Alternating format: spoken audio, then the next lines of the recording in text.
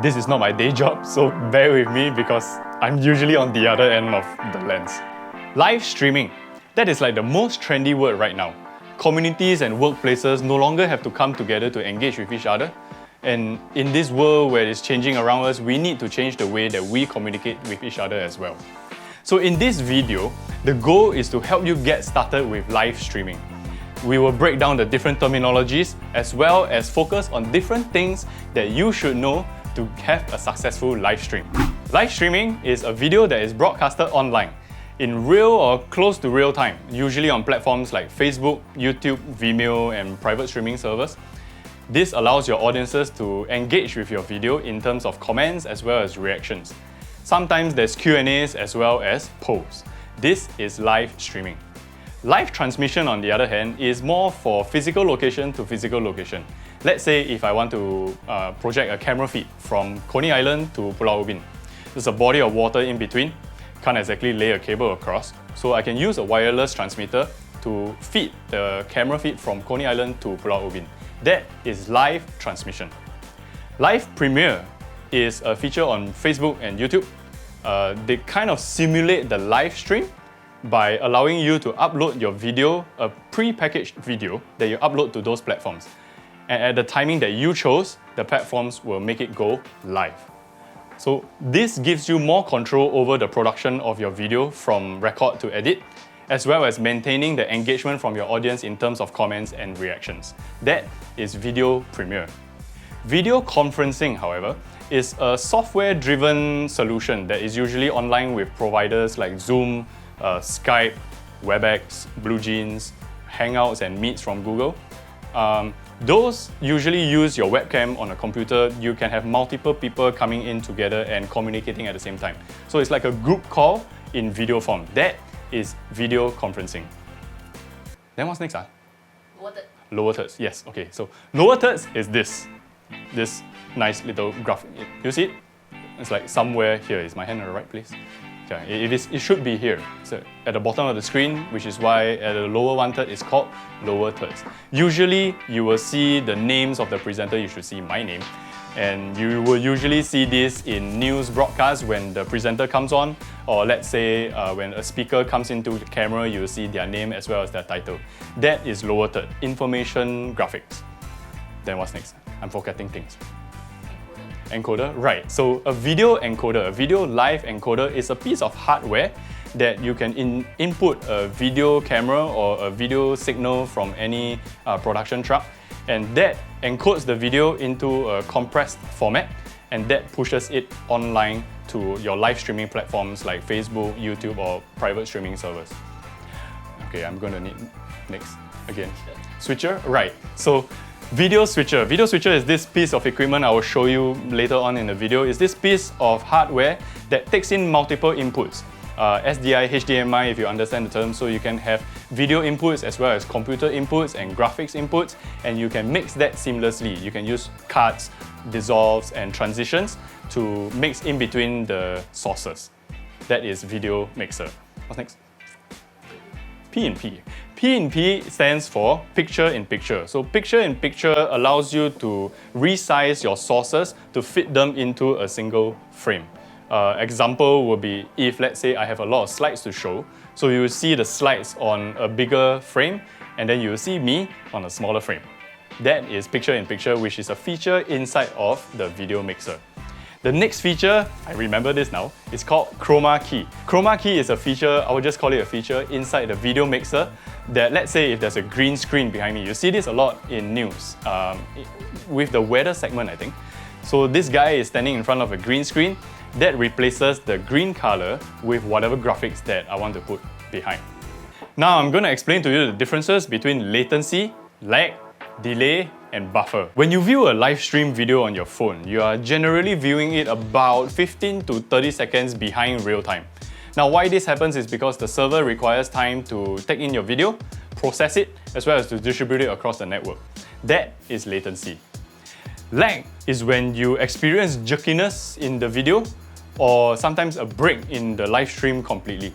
Now, sometimes that happens because you're using a low-powered computer or a bad internet connection, which may cause you to hang and jerk.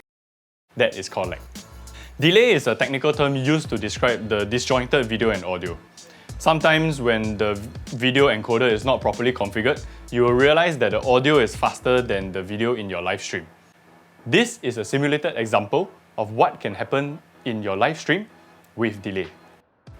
Now, this can be solved using a converter that will delay the audio by a few frames so that it matches up with the video correctly.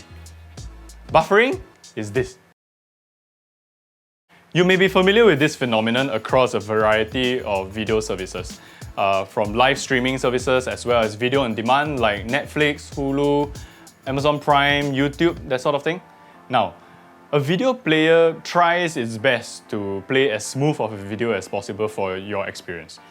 How that happens is that it tries to adapt the quality according to how good your internet connection is. However, if you have a poor internet connection, you will see a drop in video quality because it's trying to ensure that the playback is smooth.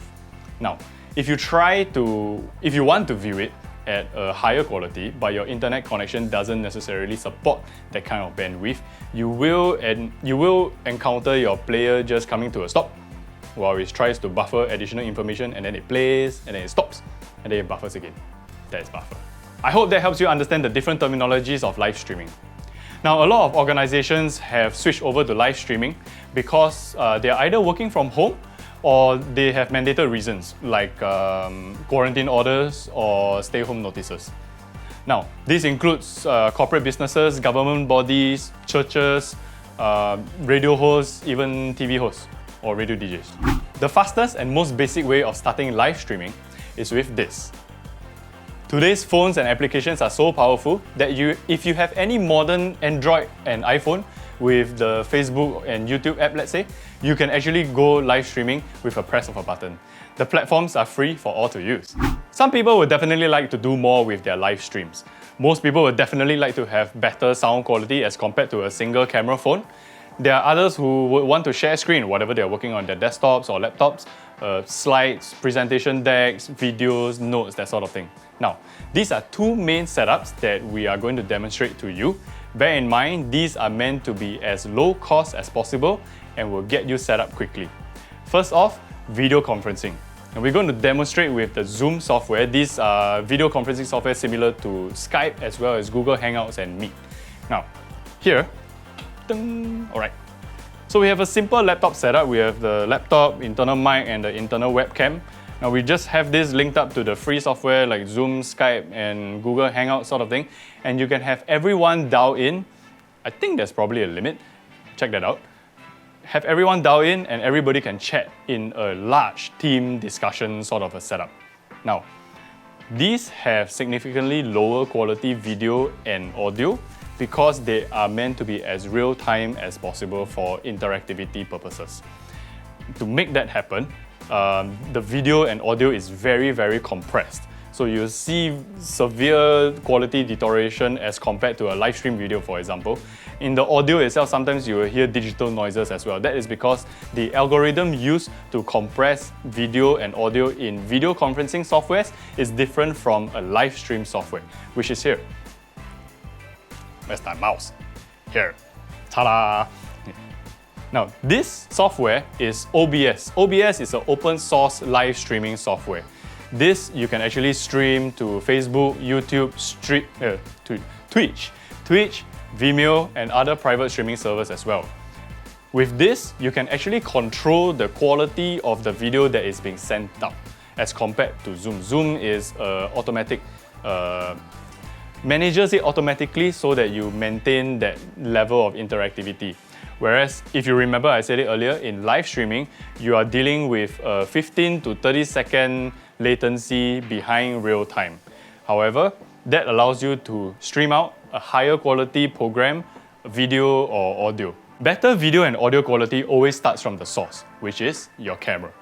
Now, we have this product that we use. This is not a plug, this is definitely not a sponsored post. But this is the camera that we have for a while. This is the Logitech C920. It's probably a newer version by now.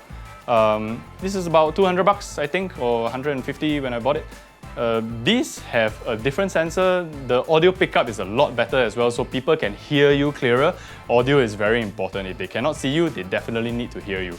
This is definitely better than an internal mic and webcam setup. That's for sure. Live streaming can also become very complicated in professional settings. Here, we have a very scaled down version of what you might actually find in a live broadcast environment. You have the video mixer, this takes in multiple video inputs. You have the multi-view, this is where you see all your sources at one go.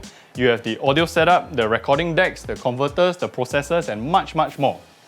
But here's the thing, live streaming is more than just about fancy equipment and hardware. It is also about tailoring your viewer's experience to the needs of your project.